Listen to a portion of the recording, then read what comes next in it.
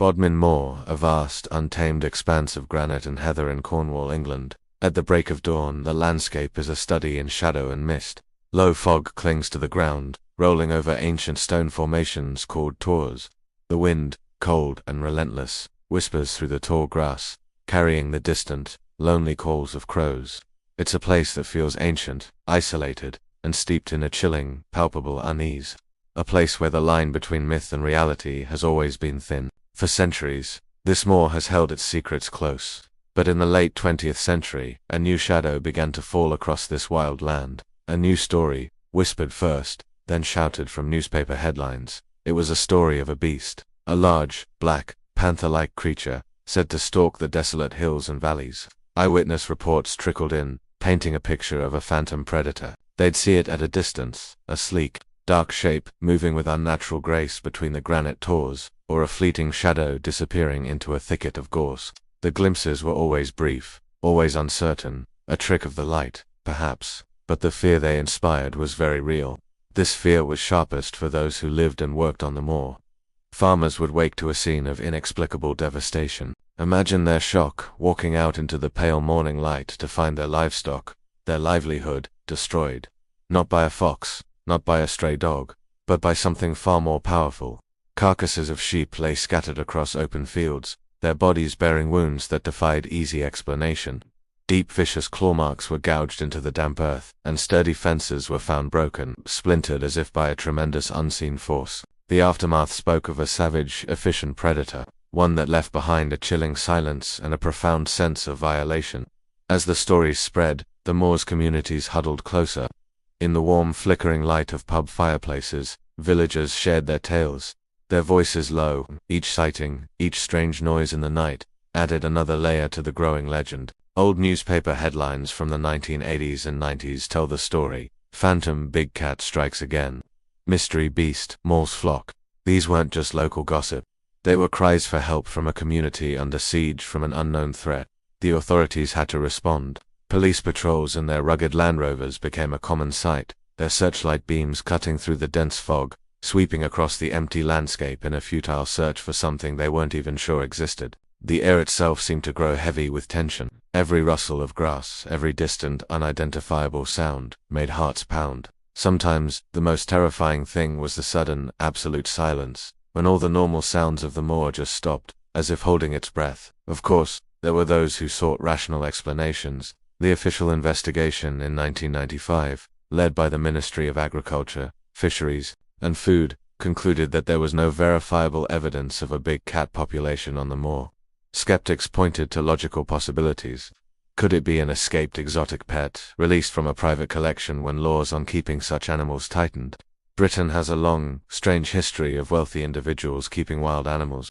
It was plausible that a puma or a leopard, illegally held, had been quietly set free to fend for itself in the Cornish wilderness. Others suggested misidentification. Perhaps people were simply seeing large domestic cats, or even dogs, their size and shape distorted by the fog and the failing light. These theories offered a comforting sense of order, a way to tame the fear. But for every rational explanation, there was a story that defied it. A story that pushed the boundaries of belief and sent a shiver down your spine. Witnesses didn't just report seeing a large black cat. They spoke of encounters that felt distinctly unnatural. They described glowing eyes, 2 points of light burning in the pitch-black darkness by the side of a lonely road.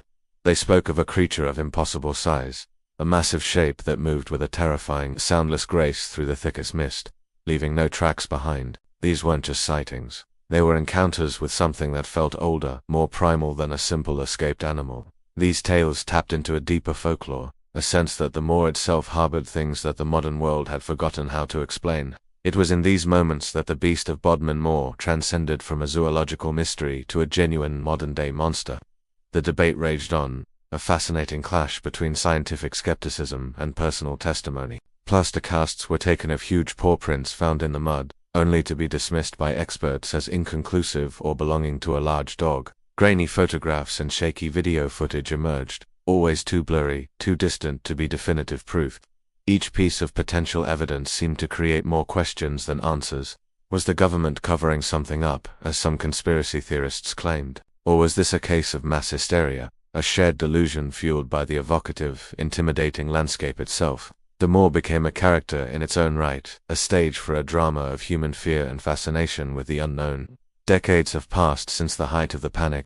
The headlines have faded, and the official reports gather dust. The Beast of Bodmin Moor has retreated from the front pages and slipped back into the realm of local legend, joining the ranks of piskies, giants, and spectral hounds that have haunted this landscape for millennia. The sightings have become less frequent, but they have never entirely stopped. Every so often, a new story will surface. A hiker will report an unnerving feeling of being watched, or a driver will swear they saw a dark feline form cross the road in their headlights before vanishing into the night. The legend endures because it speaks to a fundamental part of our nature, our fascination and fear of the wilderness that still exists at the edges of our ordered world. And so, we find ourselves back on the moor as night falls. The last light of day bleeds from the sky, leaving behind a canvas of deep blues and cold grays. The wind picks up, howling a mournful song across the tors. The fog, an ever-present character in this story, begins to thicken, swallowing the landscape, erasing the horizon. It rolls in like a tide, muffling all sound, isolating you in a small, shrinking world. Out there, in the deepening gloom, something large moves. It is a shape just beyond the edge of visibility, a suggestion of movement in the swirling mist. What is it? A trick of the eye, a memory, or something else? The question hangs in the cold night air, unanswered. Was the Beast of Bodmin Moor ever truly real, a creature of flesh and blood that roamed these hills? Or does the moor itself, with its ancient melancholy and profound sense of isolation, simply create its own monsters in the minds of those who dare to wander its lonely paths? Perhaps some mysteries are not meant to be solved. Perhaps some shadows are best left undisturbed. Thanks for joining us on this journey into the mystery. If you're fascinated by the unknown, don't forget to like this video, subscribe to Lowlight Stories, and hit the notification bell. What do you believe? Let us know in the comments below. Until next time, stay curious.